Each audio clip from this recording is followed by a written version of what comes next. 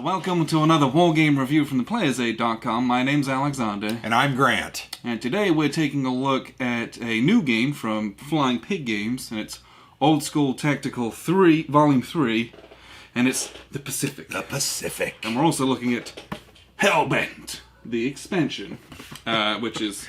It's just more awesomeness in a smaller box. Yes. So the core game comes with U.S. Army and Imperial Japanese Army, and the Hellbent expansion adds Marines and Special Naval Landing Forces. Yes, and then you get LVTs for doing all these landings and stuff. So the expansion and another 10 or 12 scenarios. The expansion just adds more stuff. Yeah. Oh, and a whole new map. Let's not forget about that. Yeah, an entire map that we played on. Yes. Here. We just finished playing some Hellbent, and we've played every single one of these volumes so far, and I think we've played most of the expansions as well. Yep, we have. And so... we always have a good time. Yes. We always enjoy these. Let's start there. We They're always fun. have a good time. I will say, I think this one's my favorite. That's what I had a great time. I mean, I'm still kind of hyperventilating because we had so many very cool things happen, and it's like every Hollywood movie you've ever seen on steroids just kind of packed into a 45, 50-minute scenario, and it's a good time. And a good time. So the other part of this is the theme as well. Yeah. I don't know what it is about Pacific games. I just love them. They speak to me as well. Really interesting about the situation, tactically and strategically. And, if I'm going to play a tactical game that's part of a series, why not play the one that I like the most? And I think this is it, really. So you're making that declaration already after just kind of diving into this? I'll be honest, yeah, but as soon as, because... I mean, I'm not disagreeing. No, because Volume 1 is East Front. It's hard to get excited about that. From my perspective. It's hard to get excited about that, right? Yeah. Because I don't have any real connection to that particularly. And Volume 2 was cool. West Front. But it's very American heavy. I loved the Airborne expansion. It was one of my favorite expansions to date. And you get some, some of the landings and stuff is cool. But I don't know, there is something about Pacific. It's just really interesting. And this has all those extra rules for, the Banzai charges, which... Yeah. There's a lot to it, but once you get it... Yeah, it's not hard. And of these 3 volumes, this one feels the most different to me. Okay. Volume 1, I felt there was a lot of that kind of open space or fields and mud, and you could get into some pretty big tank battles. Right. And Volume 2, I felt like they were similar. I don't know why, I just do. But then this one, the Japanese play so differently, where they don't have a gut check. They have these Banzai charges, which are really fairly amazing, and it feels the situations are more varied and more different. Yeah, and that's why I think I liked this one as much as I did. Well, and having played the Japanese here today, I will have to say those Banzai moves. I mean, I was going up with probably 12 Japanese soldiers, a couple of tank killers, which are basically suicide troops. I never really got to use them well, but I'm now learning, so I think the next time it's going to be much, much better. But it's like I was going up against a bunch of Shermans, and you had 2 Zippos, I think. I was just one Zippo. A flamethrower. It felt like there were 2 of them there, but it's kind of a suicide type situation. Yeah. I'm kind of just holding the area, hoping something good happens, and those Banzai charges are ridiculous because I can run up on you. You got your op fire, but guess what? I don't have a gut check number, which means you roll a 5, 6, 7, 8 with those. I'm just shrugging off those shaken and broken modifiers, and I keep going. You don't stop when you do those Banzai moves. That's ridiculous. Yeah, it's awesome. It's intense. It is, because you have to kill the enemy in this one. In the other ones, you could do some suppressing fire and make them break them, pin them, shake them, make some gut checks, and they'd run away. Not here. Or you cannot do that. This one is it is bloody and it is attritional at times. And take the Banzai away, they still don't have that gut check, which means they don't break or shake. you have to That's kill them. ridiculous. It's really powerful. I actually made the statement, what are these, like super soldiers? Well, and to compensate that, a lot of the scenarios, the Americans have things like offshore bombardment or airstrikes, because they have some technological superiority by this part. Yeah. But, good gracious, some of the small tactical situations you get into are very, very interesting. Yeah. And it's just, when Mark announced this, we saw it at WBC, I think, 2 years ago? A year ago we saw it. I think we saw it 2 years ago, but last year we saw a little more refined copy with Shane there. I've been looking forward to this for a long time. Agreed. And I'm very happy that it delivers on the things that I wanted it to. And I'll be honest, we haven't even played everything yet. No, there's still a lot. I mean, we still need to do some... We haven't used the Marines. We need to get into those. We've only played these couple of things, and it's like... But I'm blown away. I feel really good about this volume. You made the statement that you think it's the best of the volumes, and I would actually... It's my favorite, that's for sure. Yeah, maybe not best, but favorite. And I think just after a couple of plays, it's pretty good. Yeah, pretty good. Yes. So, this is old school tactical, right? So you got to remember it has those same things that you have in all the volumes, right? So there is a massive board, and you will only use a small section of it. And that's a sacrifice or a compromise that you got to make. You get this nice, beautiful board, but you're only going to use 25 hexes or 30 hexes. You got to figure out you got area of operations and things like that. It's an impulse-based kind of trading impulses as you go. I really like that system too. I've always liked it. I think it's a very neat system. And this one, like all of them, it's quite counter-heavy. There's a few more counters on this because adding Banzai counters as well, which is something I don't normally like. Mm-hmm. I would like to have as few counters as possible, administrative-wise, but that's just it's just part of the system. You just got to deal with it. Yeah.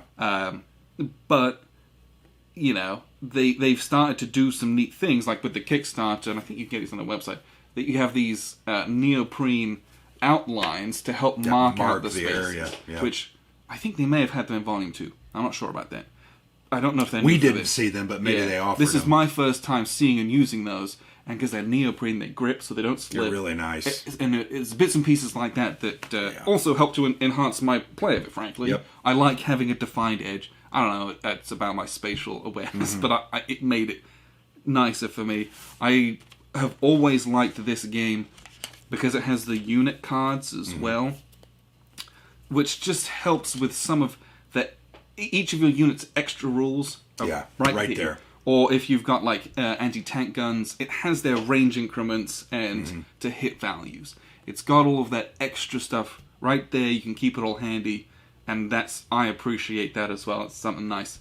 And when you're only using a small portion of the board, you have all this extra space to keep all that stuff without it feeling like it's going everywhere. It's massive. You can kind of see, you can't see the board here, but I've got my units kind of stacked up for easy reference. And it's really nice because it's a quick reference, and then if you want to dive in a little further, you go into the rule book. Yeah. But it's elements like that make this more playable, and I think that's a big key of why the OST system has been well received and been successful, because I think it's very playable. Yeah, the rule book is for the rules, and the cards are for the stats, which is nice. And that way I'm not diving through a book looking for a specific fire number. Yeah. Which is cool. It's just nice to have those kind of separated out.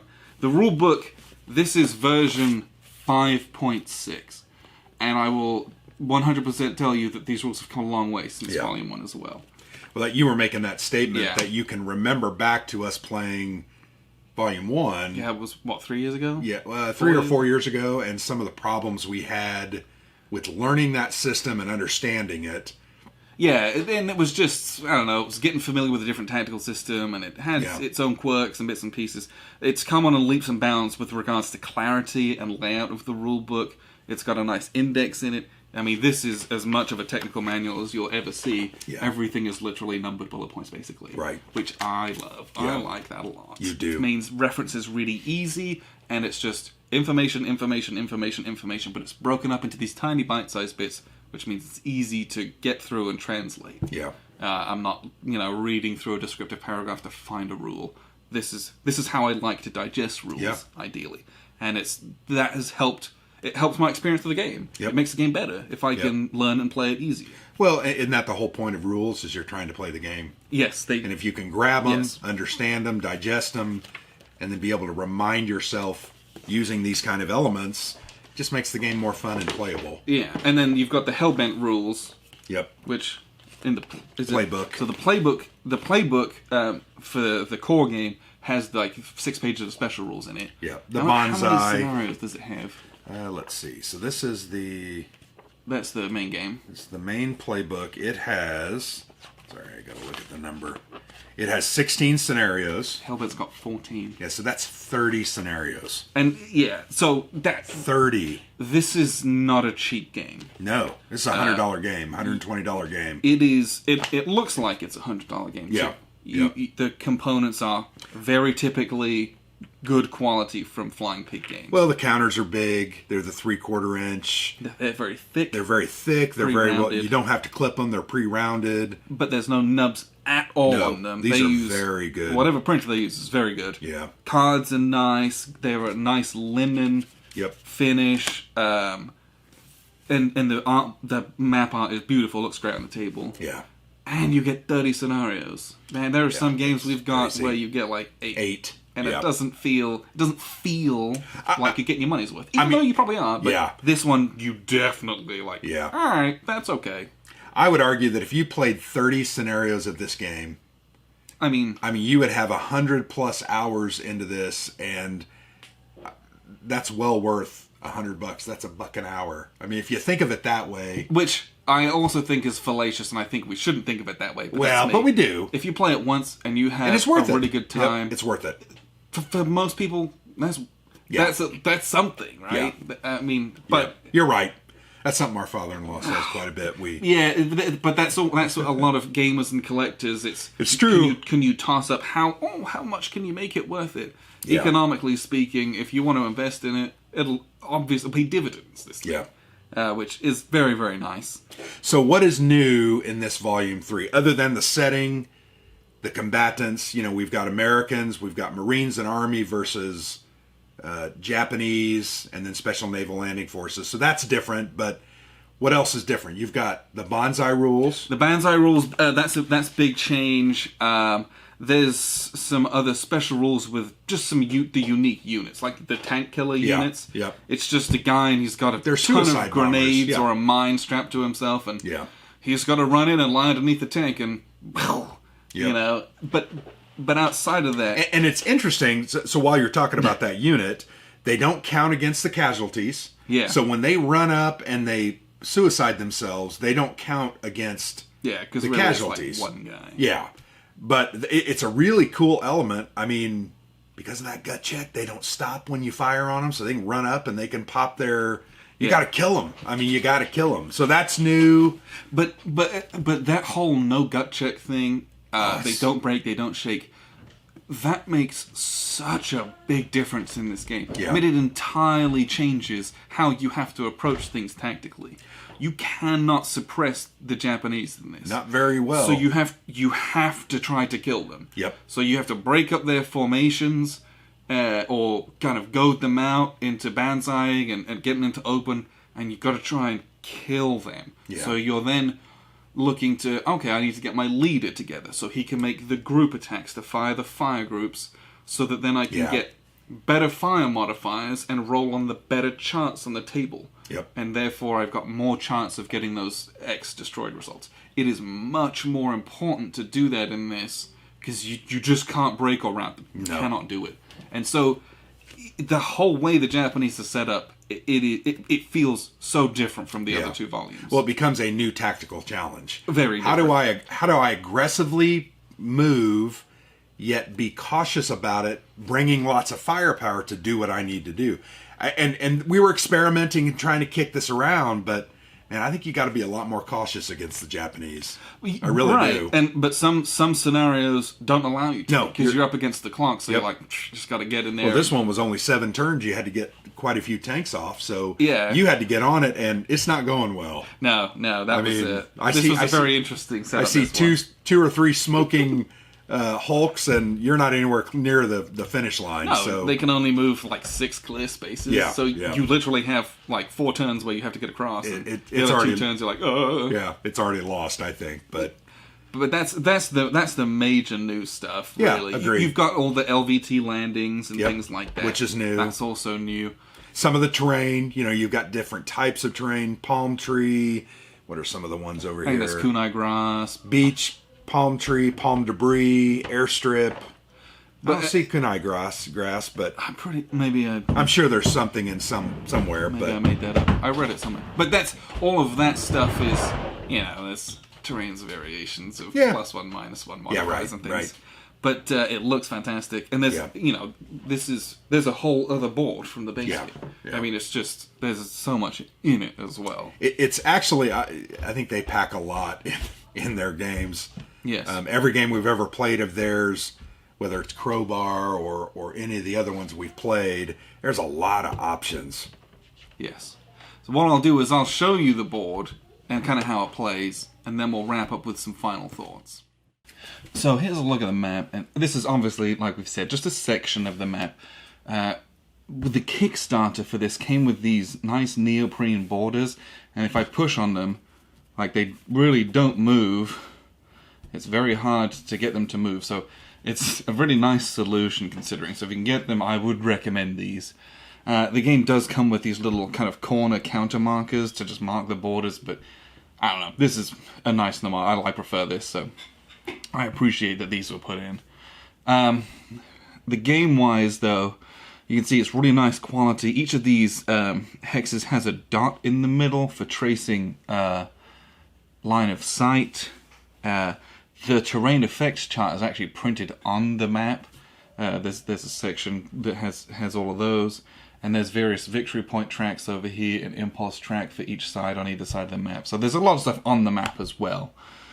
But this game is a game of impulses. So you roll for initiative to see who's going to go first in the turn, and that's just a d6 roll-off. Then you roll a number of impulses, and those are actually varied based on scenario. So in this scenario, the American player rolled 1d6 plus 4, so that would be 8 impulses they'd get. And these are some of the Kickstarter exclusive dice I think that it came with, and they have the little Flying Pig Games logo embossed on them, so those are neat. But that's how many impulses. They're going to get 8. Whereas, and it's asymmetrical a lot of the time, the Japanese player gets 3d6 impulses. So they're going to get 6 impulses. That was a really bad roll. There was one impulse in one game we played. Grant literally rolled 18, which is I don't think he could even use that many, but that you get some pretty wild and interesting results there at times. Most of the time, you'll get an average number, right? But there are times where the narrative comes from the impulses. You're like, oh no, I can't do anything, and I desperately need to, or oh, I've got a ton of stuff I can do, and you go like all out, and it's awesome. So there's neatness even in that. But once you have your number of impulses established, you basically just then trade off impulses. I do one thing, you do one thing, I do one thing, you do one thing. And you go back and forth until all the impulses are done and turns over. The one thing that you can do is you can interrupt someone else's impulse to do opportunity fire. That's really the only instance that you can do that kind of thing. So if I for example, am driving my Sherman, if I'm driving 1, 2, 3, and I get to like here, then I can op fire with my Type 1 anti-tank gun. Now, I'm obviously, as the American player, in the middle of moving. I've spent an impulse to do that. When it flips over, the Japanese player interrupts, they have to spend an impulse to do it, but it doesn't use up their impulse, so to speak. So they'll spend an impulse, resolve this attack, and then I will continue as the American player to either continue moving if I am not broken or taking any casualties or anything like that, or just finish up what I was doing, and then it will switch back to the Japanese player. The difference being they'll have fewer impulses, and if he did the op fire, he'll be marked as fired. There's these dual-sided markers. If it's been moved, you put it with the moved up. It's been fired, put it on the fired up. So, it's good to do up fire and stuff, but just know it's a really quick way to burn through a lot of your impulses and your activations as well. It's real quick to do a bunch of up fire and then like, oh crud, I can't shoot on my own turn with any of my units. I gotta figure out some other things to do, like rallying broken and shaking units, things like that. But that's it. It's impulses back and forth with up fire if and when you want to. So turn structure, it's really nice and easy. Once you're done exchanging all your impulses, then you resolve any melees that there might be, because once you get into melee combat, it just locks all those units in to be resolved all in one go at the end, which is a bloody affair. And then there's some kind of upkeep where you remove all these markers and basically go for another turn. So the turn structure-wise is actually a very simple game. You will get a luck card, typically at least one. Usually it's only one. Sometimes you can get more or none, based on the scenario. But usually you'll have one luck card. And there is an entire deck of these luck cards. And they are all different. And it is very, very awesome. Some of them are things like enemy supplies. Your troops capture enemy supplies after rolling for impulse points. Take 3 from the enemy player and add that to your total. So you'll have one of these in a whole game. So it's just like a kind of a one-off thing that you can do. Some of them are really cool, like you just get an off-board mortar attack. I had one where it was... Oh, where's my one? I had one that was... it was an airstrike. You just get to launch an airstrike, and that's really cool. Or there's a shore bombardment, which is much better than a mortar attack, as you can see. Or it's just... There's a ton of these different things that... They don't break a game or a scenario in any way, but it just gives you a story moment. It gives you an extra thing that you can do. Again, really, really neat.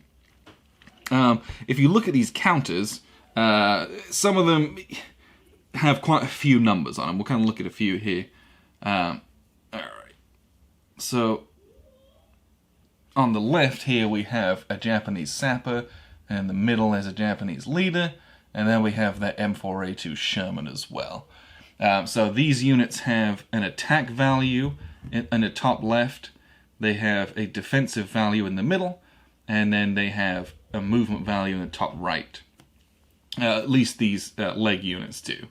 And I say that that's what this unit has. It has a 6 attack. This little superscript 2, the tiny white number, is the range at which they can attack with their 6. So that's a pretty nice attacking unit. If they can get into range, it's launching their bazookas, rocket propelled grenades, things like that. These are very nice. The leaders don't have an attack value. They just have this 2, which is their command range. If this guy is stacked with you, you get a bonus to your attack roll, and in melee they can give you a bonus as well. But these guys are for activating multiple guys in a group that costs more impulses, but you can levy bigger attacks. And the vehicles are again a bit different. So you have this attack value in the top, and that's the black number, the 4, that's their high explosive value, and it has an 18 range, because it's a 75mm cannon. This is their movement factor, which is a 6. Down here you have this red 7, that's their armor piercing value. It's pretty decent. And then below that they have another 2 with a superscript of 6. That's its machine gun value. When you attack with the Sherman, if you're attacking a soft target, you can shoot your high explosive and you can get someone on the 50 cal on top and blow them away. You can do 2 kind of smaller attacks, which is quite nice. And then down here is the defensive values. They have a 5 and a 4, 5 for the front, and 4 for the flank for the back. Basically, you just kind of cut it in half, which way it's facing, which is this red point. So if it's pointing this way, if you're attacked from these 3 hexes or beyond, then it's front armor. If it's from behind, it's the flank armor. Real simple. So this isn't a particularly overwhelming game. However, it does have a nice level of detail and depth. If we look at something like the anti-tank gun, so we've got a Type 1 anti-tank gun here. It has this 2 HE value with a 12 range. It's got a 3 defensive value, and it's crude, which has some other effects. Then it has this 4 armor piercing value. However, they also have a unit card, and they have a 4 attack value, AP value, at close range from 0 to 5 hexes. At 6 to 10 hexes, their AP value goes down to 3. and then at long range it goes down to 2. Why that's important is because on the play aids you'll see we have the CRTs here, and the CRT is calculated based on a positive or negative number. So for example, if I have my Sherman and he's parked up right here up close against this anti-tank gun, PS don't do that, this anti-tank gun is going to fire.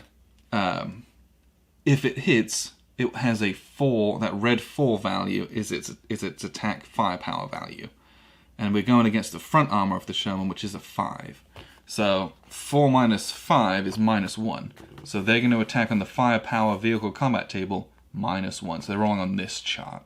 It's the difference between the two gives you the chart that you're going to roll on. So if you can get up here up to the 7 or more by having a leader and combining some attacks and things like that, you can get into some really good attacks. It's much easier to do with infantry units, I feel, but that's, that's just me, I guess. But, and basically, you just roll 2d6 and consult the chart with a couple modifiers that are listed here, and hey presto, that gives you the result. You might be shaken, you might be broken, you might be damaged. If you're a vehicle, this D is damaged, which is really awesome, because you make another d6 roll, and a variable number of things might happen to you, or nothing. You might get away with it. So that's always fun. Or you might get an X where you're just destroyed, and it'll just brew up your tank, and you become a smoking wreck, which is never fun, because that's how you lose a game. For infantry, it's slightly different. Just the layout of the chart, the different modifiers. So here, there's a lot more S's for the suppression, and then you get all these B's. There's a lot more B's for broken, and in these, there's a bunch of C's for casualties, and there's a lot of dual results. So you'll take a casualty, and you'll be broken. So you take a casualty, the sapper's going to take a casualty by flipping over to its broken side, or to its casualty side, and then it's going to be broken or shaken. That's what the CB and a CS is. So it's actually really, really bad. So this happens to you, and then you get another negative marker. So you got to rally this pathetic half team, and then you start getting into the destroyed results as well. So it can get fairly brutal. When you're in melee combat, it's even worse because you just total everything, and then you roll on these really powerful. You get a bunch of modifiers as well, just for straight melee. So melee is very, very casualty intensive. You'll take a lot of hits and a lot of losses, typically. So make sure you're being careful about how and when you melee. However, in this one, you have the Banzai rules. And the Banzai rules are such that you can trigger a Banzai. If you do it, it has to be with your first impulse of the turn. And basically, you pick a leader. Let's say we'll pick this guy over here. He can command anyone within 3 spaces. So he's just going to command all these guys. And you say, we're doing a Banzai. So everyone gets a nice little Banzai marker. Oh, we can only do those ones. Tank killers can't do Banzai because it would be too broken, apparently. Because they're suicide units and they have a really strong, powerful attack. So these guys are all going to do Banzai. And as soon as you do that, you basically lose control of your units. They have to charge as fast as they can towards the nearest enemy unit. So you just pick up your stack and you move them as far as they can go with their movement value. And then if they still don't make it there, they can basically do an assault move. So they can move an extra tiny bit just to get in there. And if they get into their target, then you give them a melee marker and boom, that's it. They're going to just fight out to the bloody death. In the melee phase. Now, all this time, as they're charging up there, you get to do your op fire, right, as it historically was. So you get to blow them away a bunch, weaken them, and then they'll get there, and then you got to kill them. If they don't kill you first. So they're going to charge there, and kind of get into this melee, and then these guys going to run over here and do the same thing. They have to do it. So you have to trigger those at as best an opportune time as you can, if and when you want. You don't have to do those, but if you do them, you have to do it as the first thing on your turn, and they basically just run up and do it. It's very, very interesting how those work. I liked that a lot. It was great theme-wise. And the other part of that is the Japanese units can never be shaken, and they can never be broken, I believe. Those are the 2 conditions they can never be. So what that means is, is you either kill them or you don't, which is very different from how a lot of these games are with OST. Normally you're kind of trying to break a few units, pin a few units, suppress a few units by getting them to different statuses so that they're combat ineffective. Boy, these Japanese do not care. You cannot break them. The rules say they just ignore it. If you roll shaken, they literally ignore it and just keep on going. Like, you did not do anything to them because they're so fanatical on their Banzai charges. And even when they're not in Banzai, you cannot suppress any of these guys. So you have to be very, very careful as the US player to set up good firing lanes, make good groups, so you can levy firepower, so you can eliminate units rather than just trying to pepper them. Because if you pepper them, you will never do enough damage before they kind of get up in your face and just lay waste to you, frankly. So that's kind of the core of what this game is. There is a lot of it in this box, but that's basically how it works, right? You can fire, and then or you can move, and then you can do the other action, at which point you get used, right? So everything can kind of do two things. You're trying to pick and choose if and when they do that. There's rallying actions. There's a bunch of different other things. This scenario had hidden mines. So the Japanese player had literally some hexes where they wrote down where there's some mine counters, and I rolled my tanks over them, and they blew up, and it was just there was a lot of story in this game that comes out, and the theme is something that I enjoyed. Had a great time with it. So what we'll do is we'll just wrap up here with a few final thoughts. So that was a look at the map. Really great looking map. Yep, no doubt. And I don't know. I think this is my favorite looking map. Oh, it's got some like sand and some water, but like it looks like vacation spot. A lot of it's kind of a lighter shade of green. Yeah, I felt like some of the early ones it was quite dense green, and some of it was kind of hard to tell what was what. There's a lot of variety here. Yeah, there's more. It's more variety just because it's a lighter palette. Yeah, it's a bit easier for me to see, at least on the Hellbound map. So. And this is map 7. There's 7 of these things. It's crazy. It's pretty ridiculous. But I had a good time with it. Mm-hmm. Production-wise, the boxes are huge. Mm-hmm. That's one of the... They don't fit on your shelf units. Which, they have to be this big to fit this huge map into it. I get that, but like... Man, I know you've got a stack like this big of just those OST boxes. So that's something that... For most people, you just got to find a space to put it, right? It won't fit neatly into one of these boxes. No. So just understand that it is kind of an awkward, massive box, and then you've got a massive expansion on top as well. They're just long. Yeah. But they're very cool games. A very small price to pay for a fun game. Yeah, and like I said, we've played all 3 of them. We've played almost all the expansions, and still don't have Stalingrad. That was one for Volume 1 that we didn't get it. I might need to talk to Mark. I don't have Stalingrad. You sure? I have Ghost Front, not Stalingrad. I'm pretty sure you've got the... Maybe I'm thinking of... Yeah, you're thinking of a different one. Anyway, I'm gonna have to look. There's so much here. If you really like an interesting, very playable, very fun, I really feel like this is a narrative-driven tactical game because it just tells such a very interesting story. You'll get some pretty crazy moments out of most scenarios. That's why I made the comment. I've seen so many World War II Hollywood style movies. One that I'm thinking about is Wind Talkers. Remember that one with Nicholas? I've not watched that one. Okay, well, don't worry about it. You're not missing much. Okay. But Nicholas Cage, isn't that his name? Yeah. It's just so Hollywood. I mean, he's got his Thompson submachine gun and he's like blowing everybody away. One-handed. Yeah. But I feel like this game kind of tells that type of story. And to me, it's interesting. It's exciting. It's fun. It's just a good time. I think that's one of Mark's mission statements with Flying Pig. He wants to make wargaming fun. Yeah.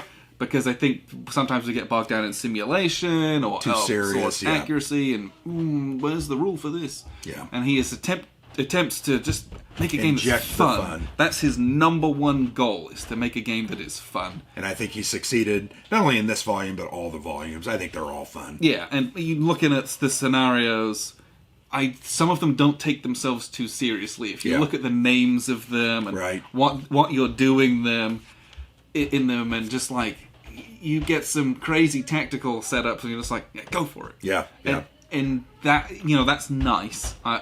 It's frees you up to just enjoy it. Like, I don't know if I care if I lose, but I'm going to make this cool gamble, and we're going to see what craziness comes out of it. Well, just as an example, this scenario that we've got set up on the board that you'll show them, it had like hidden mines. It had, it had some trenches, some different, just very interesting stuff that isn't in every scenario.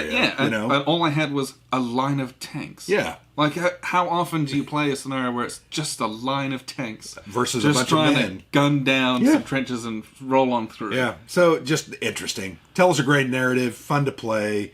I think generally the games are pretty quick. I think once you get the rules down. Yeah. This is one of the quicker ones. Yeah. So this was 7 turns. I think the most is 12 turns. Yeah. Which, that's a lot. That can be a long game. That's a 2-hour game. Yeah. Some of them can be quite long, but some of them, it's no big deal. Yeah. And the playing spaces, again, map's huge, but you only play a little bit of it. The playing spaces aren't that crazy, aren't that daunting, so you don't get overwhelmed in this massive map of what it is that you're trying to do as well. Right. So I had a very good time with this. I was expecting to, and it met my expectations, which I'm quite happy about. We'll have to play this some more and try to explore it a little bit more, but definitely a fun game. Definitely. So if you want it, check it out. You can get it from Flying Pig. The Kickstarter literally just filled like early this month. Yeah, this is a fairly new game, and you get what you pay for in this one. Frankly, there is a ton of scenarios with it. The production value's off the chain.